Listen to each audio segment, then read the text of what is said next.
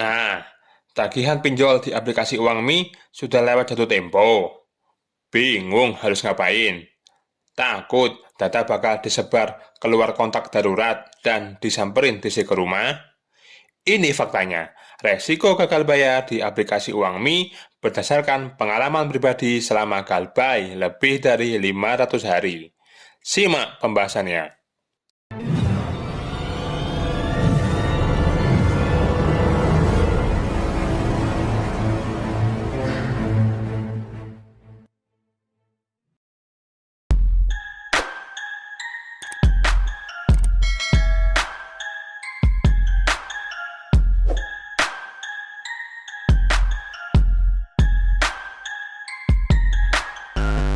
Salam, bajul gama lama, bantai pinjol nggak pakai lama.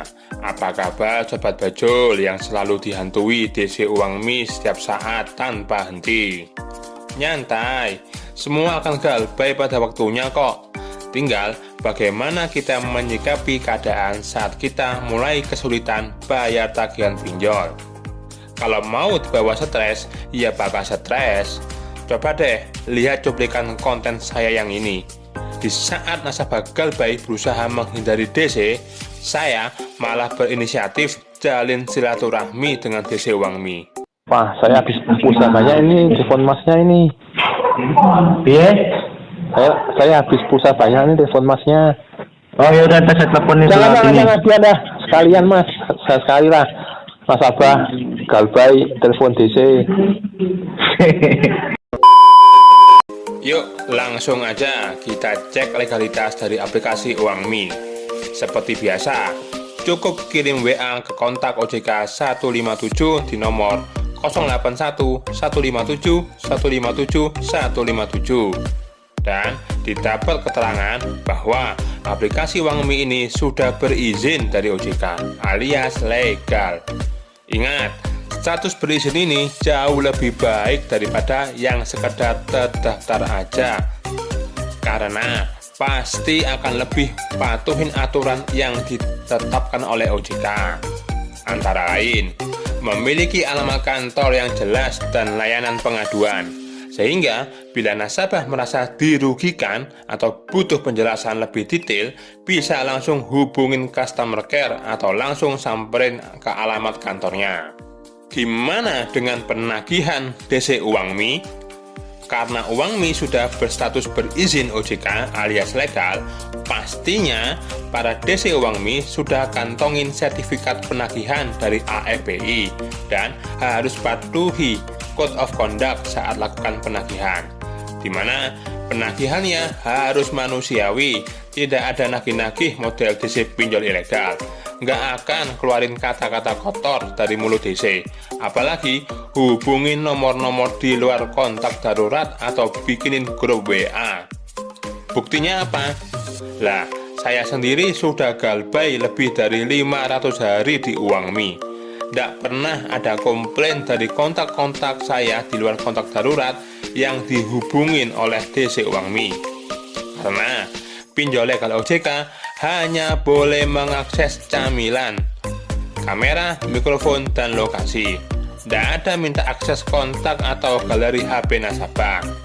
Jadi, kalau ada oknum DC UangMe yang nagih kasar dan lakukan ancaman-ancaman, bisa langsung dilaporkan ke OJK. UangMe ada DC lapangannya enggak? Kemungkinan ada bro DC lapangannya bila nasabah berada di sekitaran kantor UangMe atau Jabodetabek, dan itu pun masih acak, tidak semua disamperin.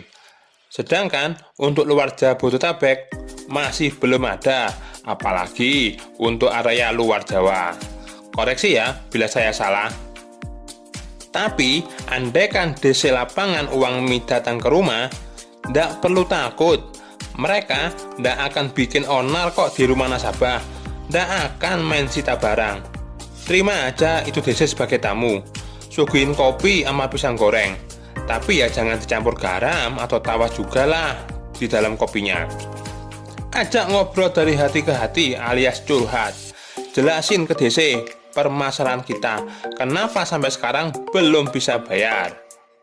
Ingat, jangan pernah pastikan kapan kita akan bayar. Jangan pernah paksain bayar, baik itu pelunasan, angsuran, bayar perpanjangan, atau sekedar bayar uang admin yang 50.000. Jangan. Kita ini bukannya ndak mau bayar hutang pinjol, tapi belum bisa bayar aja. Nggak perlu khawatir, bunga dan denda makin bengkak. Biar ndak stres saat kita belum ada dana buat bayar tagihan pinjol, jalan satu-satunya ya stop mikirin pinjol. Gampang toh? Gitu aja kok repot. Stop mikirin bunga dan denda yang bakal bengkak. Karena semua bunga dan denda itu akan hilang pada waktunya. Iya, denda dan bunga akan hilang dengan cara negosiasi. Negoin aja ke DC-nya. Bayar aja yang kita terima atau bayar sisa pokok hutang yang masuk ke rekening kita. Emang bisa? Bisa. Di Uangmi, pokok pinjaman saya 2,2 juta galbay dari tanggal 2 April 2020. Sudah lebih dari 500 hari. Kalau nego itu harus ngotot sampai mentok. Karena DC sudah malas nagih-nagih saya lagi, tidak mau repot, yang penting modal perusahaan balik, saya disuruh bayar 1,8 juta. Mantap toh? Terus, sudah saya bayar apa belum? Ya belum lah. Karena apa? Kenapa? Karena kita tidak punya uang. Prinsipnya, hutang pinjol itu bisa dinego. Bayar aja yang kita terima atau bayar sisa pokok hutang yang masuk ke rekening kita. Itu pun kalau kita benar-benar sudah ada dana lebih, sudah stabil ekonomi keluarga kita. Lebih baik mikirin gimana caranya keluarga kita ini bisa lanjutin hidup. Jauh lebih baik mikirin gimana caranya bisa penuhin kebutuhan dasar keluarga daripada mikirin pinjol. Sepakat mas bro? Resiko yang paling nyata galbay dipinjol Uangmi ya blacklist OJK. Itu pun kalau sudah lewat dari 90 hari keterlambatan. Imbasnya ya sudah jelas bro, ndak bakal bisa ngutang lagi di mana-mana.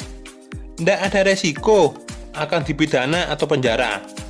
Karena masalah hutang piutang ini atau uang investasi masuk ke ranah hukum perdata selama tidak ada unsur pemalsuan dokumen negara macam KTP, NPWP, BPJS, tenaga kerja, kartu keluarga, atau malah menggunakan data orang lain untuk minjol. Apalagi ngeracunin dan aniaya DC pinjol yang datang ke rumah. Lah kalau kayak gini ya pasti pidana toh mas bro.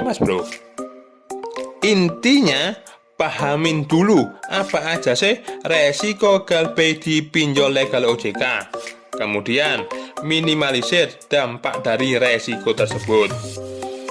Yuk, apalagi yang mau ditanyain seputar Uangmi? Komen di bawah ya.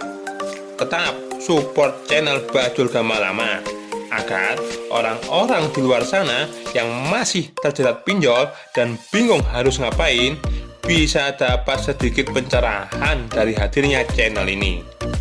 Salam Bajul Gamalama, bantai pinjol nggak pakai lama.